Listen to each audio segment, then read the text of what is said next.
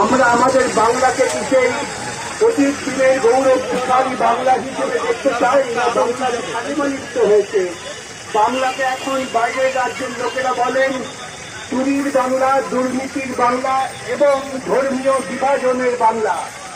আমরা ধর্মীয় বিভাজনের বাংলা চাই না। এই বাংলার বুক থেকে মানুষের সম্প্রীতির বাণী উচ্চারিত হয়েছিল।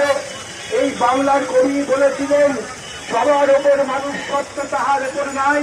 কিন্তু আজকে আমরা দেখছি ধর্মের নাম করে, মানুষের ব্যক্তিগত আচার আচরণের নাম করে বিভাজন তৈরি করা হচ্ছে প্রশাসনকে কাজে লাগিয়ে, এবং সেই মানুষকে বিভ্রান্ত করার জন্য আত্মসম্মানে আত্মশ্রমে বলিদান করার পরিবর্তে মানুষকে ক্রমশ অনুগৃহীত করার পরিকল্পনা হচ্ছে।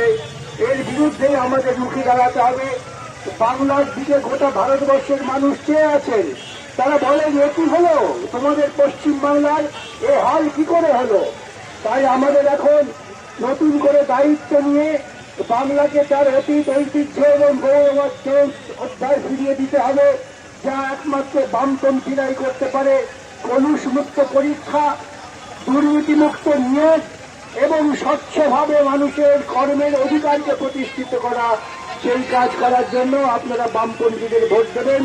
আমি ক্ষুদ্র সভায় এইটুকু আবেদন করেই আপনাদের সকলকে ধন্যবাদ জানাচ্ছি।